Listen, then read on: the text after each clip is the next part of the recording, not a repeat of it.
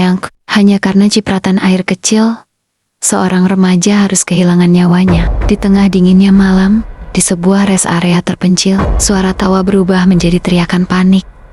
Detik demi detik menjadi saksi, bagaimana emosi sekejap bisa mengubah masa depan dua keluarga.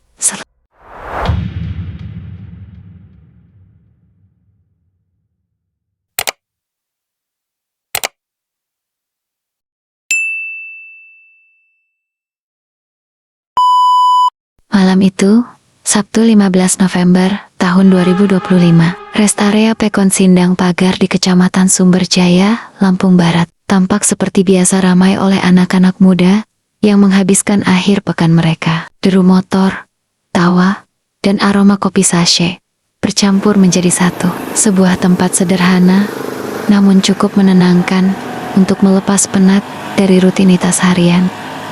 Namun siapa sangka, tempat yang sering dipenuhi candaan itu akan menjadi saksi bisu sebuah tragedi yang tak seorang pun membayangkannya. Tragedi yang bermula bukan dari dendam lama, bukan dari permusuhan berat, melainkan hanya dari cipratan air di lantai.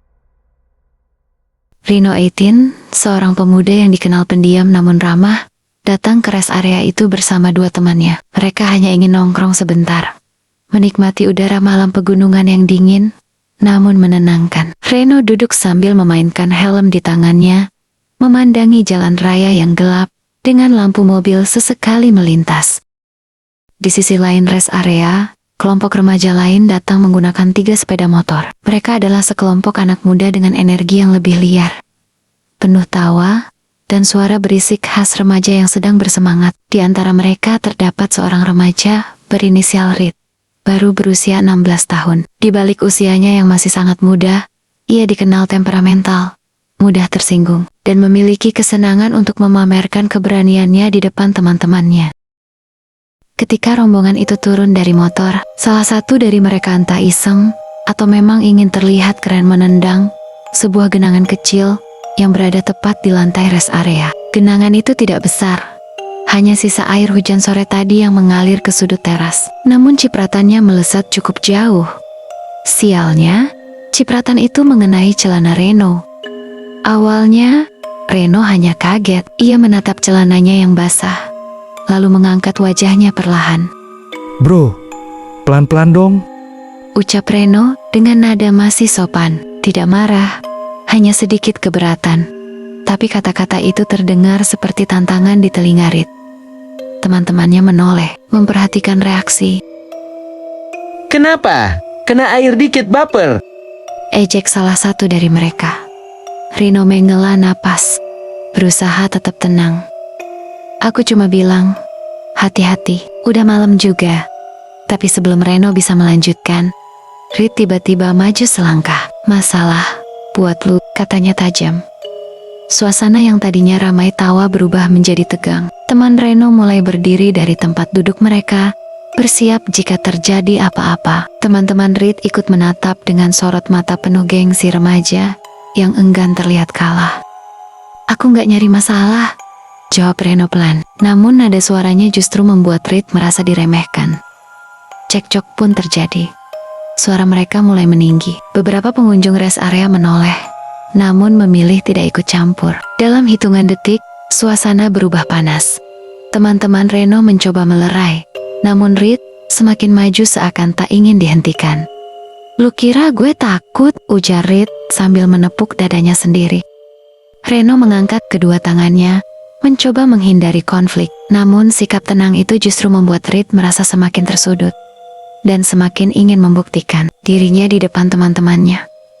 Tidak ada yang tahu bahwa di balik hoodie hitamnya, Rit menyimpan sebuah benda tajam kecil yang selalu dibawanya. Awalnya hanya alasan jaga diri, tapi malam itu, benda itu berubah menjadi senjata mematikan. Ketegangan mulai meningkat. Teman-teman kedua belah pihak menahan napas, namun semuanya pecah ketika tiba-tiba, tanpa peringatan, Rit merogoh saku hoodie-nya. Secepat kilat, tidak ada yang sempat merespons. Tidak ada yang sempat berteriak. Tidak ada yang menyangka ia benar-benar akan melakukannya. Dalam satu gerakan, benda tajam itu meluncur ke arah dada Reno. Suara itu mungkin kecil, tapi cukup untuk membuat semua orang membeku. Reno terhuyung, matanya melebar, tangannya meraih dada kirinya. Lalu darah mulai merembes melalui kaosnya. Reno, teriak teman-temannya serentak.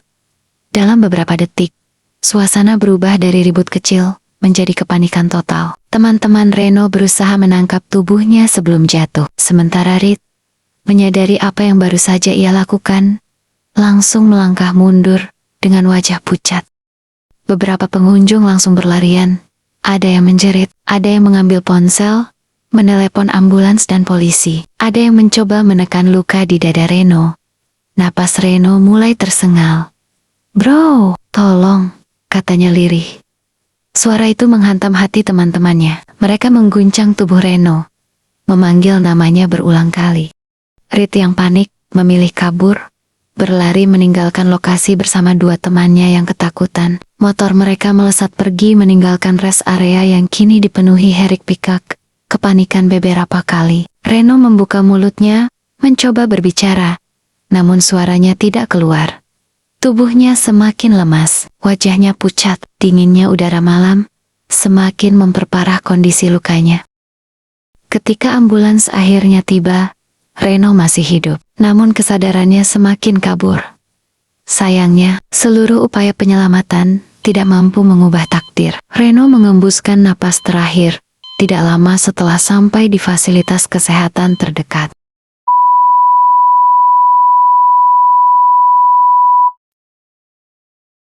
Reed mungkin berpikir ia berhasil kabur, tapi polisi bergerak cepat. Saksi-saksi sudah memberikan keterangan, ciri-ciri pelaku jelas. Remaja, tubuh kurus, hoodie hitam, datang bersama 3 motor. Pagi harinya, Minggu 16 November 2025, Kepolisian Lampung Barat berhasil menemukan Reed di rumah keluarganya. Ia tidak melawan, bahkan tampak ketakutan.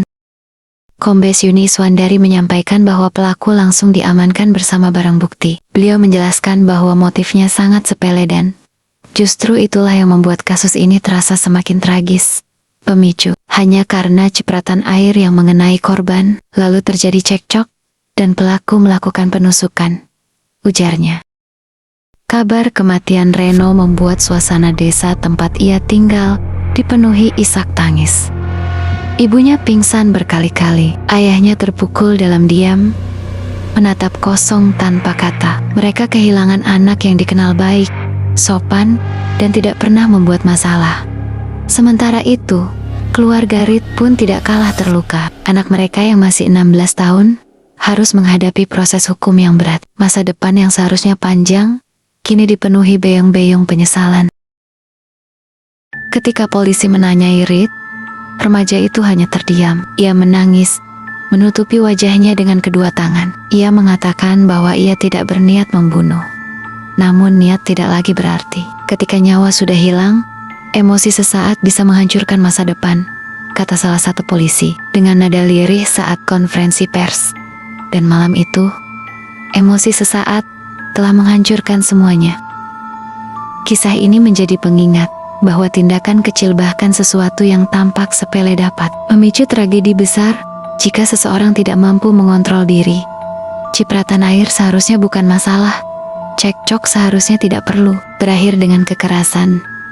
Namun malam itu, 1 detik kehilangan kontrol mengubah hidup banyak orang selamanya. Jangan lupa like, komen, dan share video ini agar semakin banyak orang yang sadar pentingnya mengendalikan emosi agar tidak ketinggalan cerita-cerita kriminal nyata lainnya yang penuh pesan moral. Ingat, satu keputusan kecil bisa menentukan masa depan kita.